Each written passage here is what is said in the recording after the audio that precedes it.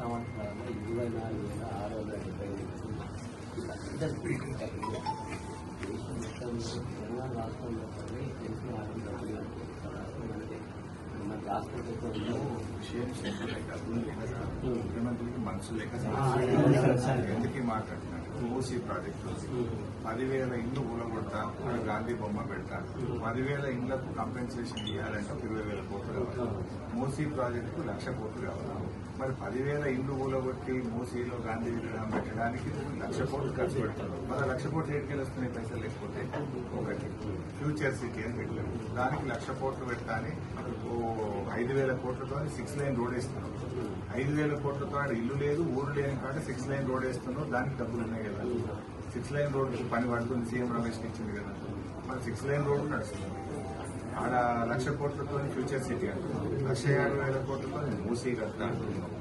ఇప్పుడు హైదరాబాద్ నుంచి మన మల్లన్న సాగర్కి వెళ్ళి హైదరాబాద్ కు 8,000 కోట్లతో మూసీలో నీళ్లు పోయడానికి అది ప్రాజెక్ట్ చేస్తున్నాం. ఈ గవర్నమెంట్ వచ్చిన ఈ 2 ఏళ్ల 3 నెలల్లో 98,000 కోట్ల కొత్త పనులకు టెండర్లు పిలిచారు. 98,000 కోట్లు. వీధి తిప్పుకుంటే 98,000 కోట్లతో R&B, పంచాయతీరాజ్, మున్సిపల్ వేరే శాఖల్లో అవి టెండర్లు పిలుస్తారు. 1,00,000 కోట్లతోని ఫ్యూచర్ సిటీ అంటారు, 150,000 మూసీ అంటారు. తర్వాత నువ్వు ఫుట్బాల్ ఆడడానికి 150 కోట్లు ఖర్చు పెట్టు, అందాల పోటీలకు 100 కోట్లు పెట్టావు. ఇక ఇట్లా ఒకటి కాదు, వివిధ రాష్ట్రాల్లో పేపర్ యాడ్ చేయడానికి కేరళ, బీహార్, ఢిల్లీలో 100 కోట్లు ఖర్చు పెడుతున్నాం. మరి వాటన్నిటికి ఉంటాయి కానీ ఉద్యోగులైన వరకే రిటైర్డ్ వాళ్ళంటే ఎందుకు కూర్చుండొచ్చు?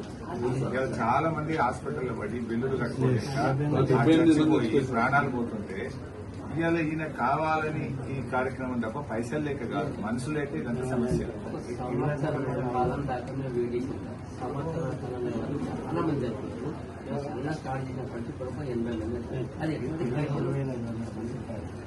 మాకు 40% పెన్షన్ ఇస్తున్నారు, 55% జీతం తగ్గింది. మా తగ్గినటువంటి జీతం వల్ల నెలకు 1,100 మిగులుతుంది. ఆ 1,100 నిధులు 23 నెలల పిల్లలకి ఇస్తే అందులో సగం ఇస్తే మా బాధ్యత. మా చేతిలో సగం ఇప్పుడు కాలేదు, ఇప్పుడు కాదు. 1,100 ఎవ్రీ మంత్ ఆ మిగిలినటువంటి 23 నెలలు అవి మా జీతం కట్టే సార్. మోస్ట్లీ గ్రాట్యుటీ తప్ప అన్ని సేవింగ్. 35 సంవత్సరాలు దాచుకుంటాం. 5,000, 3,000, 2,000 ఇప్పుడు 20 రూపాయల నుంచి 120 రూపాయల వరకు మేము సిఐఎస్ లో దాచుకుంటాం. అది మాకు వచ్చేది 26,000 నుంచి 36,000 ప్రతి ఉద్యోగి.